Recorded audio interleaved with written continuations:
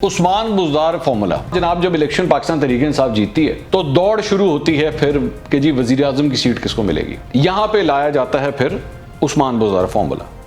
अगर 6 महीने के बाद पार्टी के अंदर से बगावत हो गई तो वजीर आजम के लिए अपनी सीट बचाना मुश्किल हो जाएगा।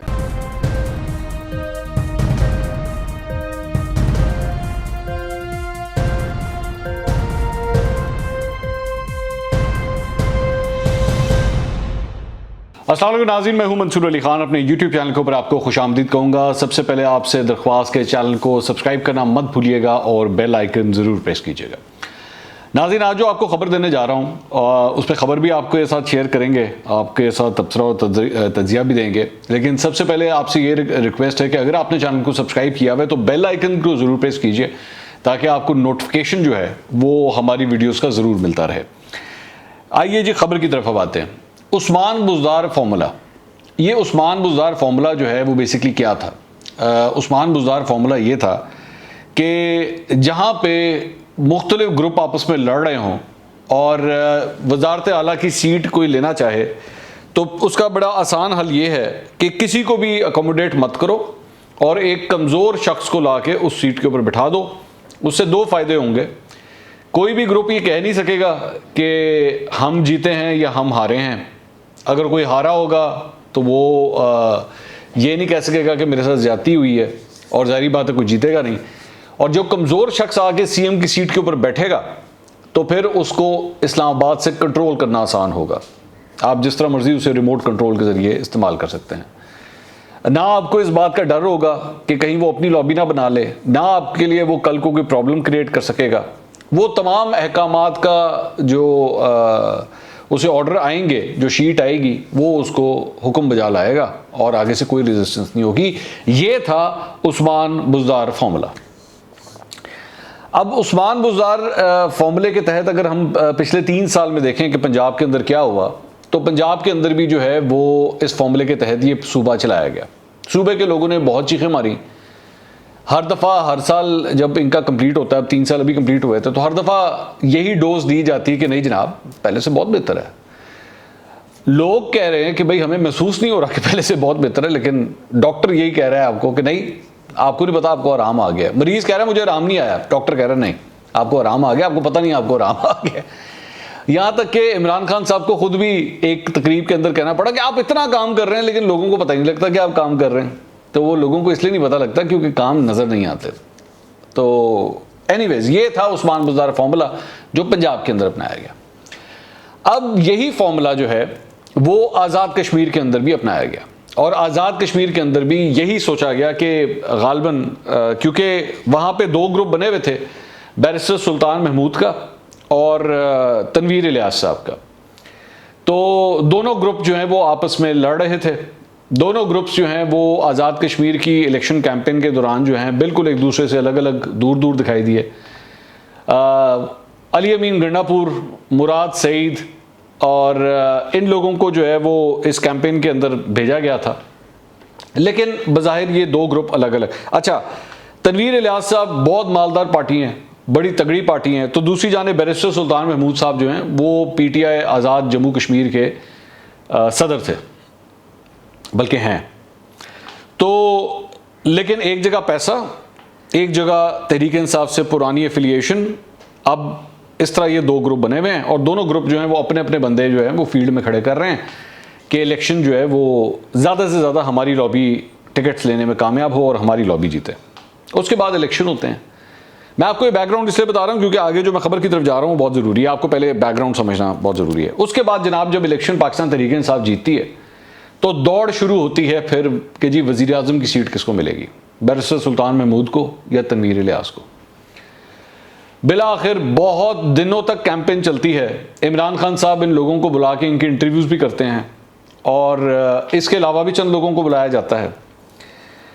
लेकिन फिर आखिर दोनों की इस कश्मकश के अंदर उनको सेटल करने के लिए यहाँ पे लाया जाता है फिर उस्मान बुज़दार फॉर्मूला।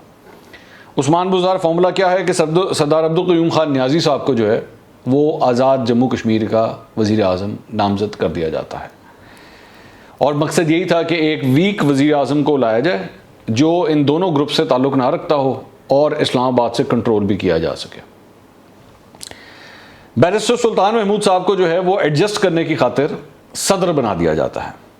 अब वो सदर तो बन गए, लेकिन अब प्रॉब्लम यहाँ पे ये है कि आइन के मुताबिक, इससे पहले भी यही होता रहा है कि जो सदर होता है वो कोई भी पॉलिटिकल पार्टी का ओहदा अपने पास नहीं रख सकता। तो बैरिस्टर सुल्तान महमूद साहब को पाकिस्तान तहरीक इंसाफ आज़ाद कश्मीर सदर की सीट छोड़नी पड़ेगी। अच्छा, इसके साथ दूसरी डेवलपमेंट क्या हुई कि तनवीर इलियास साहब जो हैं उनको एडजस्ट कर दिया गया बतौर सीनियर वज़ीर काबीना के अंदर। तो ना वो वज़ीर आज़म की सीट पे बैठ सके, ना वो सदर की सीट पे बैठ सके। पैसा अलबत्ता उन्होंने बेबहा खर्च किया था इस इलेक्शन कैंपेन के अंदर। अब कहने वालों ने ये कहा कि जनाब जब तो इतना पैसा लगा है तो खाली सीनियर वज़ीर बनने की खातिर तो इतना पैसा नहीं उन्होंने लगाया। खबर अब ये आई 3 अगस्त को जो है ये तमाम लोग जो जीते थे इलेक्शन उन्होंने अपने ओहदे का हलफ उठाया था। 26 अगस्त को यानी अभी सिर्फ 4-5 दिन पहले मिनिस्टर्स ने अपने ओहदे का हलफ उठाया था, जिसमें ज़ाहिर बात है तनवीर इलियास साहब भी शामिल थे। लेकिन खबर यह है कि तनवीर इलियास साहब जो हैं वो काबीना का इजलास ही अटेंड नहीं कर रहे। उनको पोर्टफोलियो दिया गया था फिजिकल प्लानिंग, हाउसिंग और टूरिज्म का, लेकिन वो काबीना का इजलास अटेंड ही नहीं कर रहे।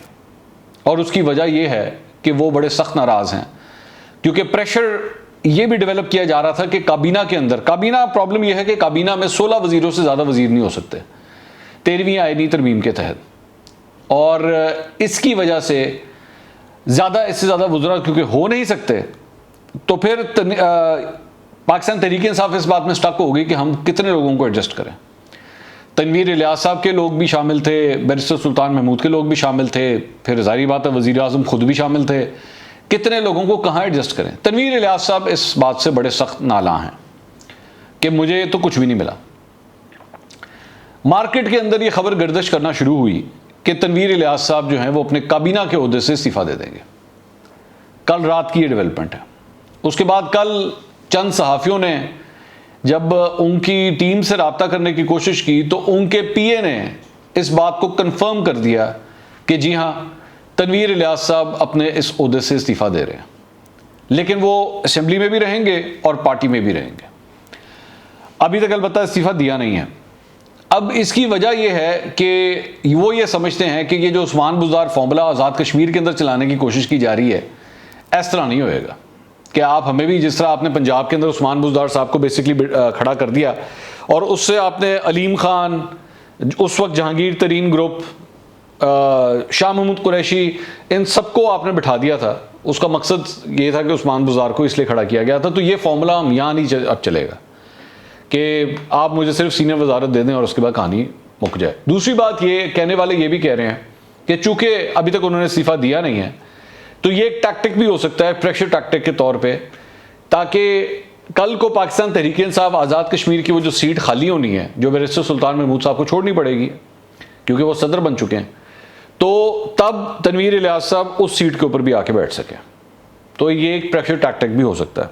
दूसरी बात ये, अब आ जाए जरा बैरिस्टर सुल्तान महमूद साहब के। इतलात के मुताबिक बैरिस्टर सुल्तान महमूद साहब सदर बनाने के लिए, सदर मुंतखब करने के लिए असेंबली से आपको सादा अक्सरियत चाहिए, यानी कि 50% से 50.1% अगर आपके पास वोट आ गया है तो आप सदर बन सकते हैं। लेकिन सदर को हटाने के लिए आपको 2/3 मेजॉरिटी चाहिए, और 2/3 मेजॉरिटी पाकिस्तान तहरीक इंसाफ के पास है नहीं।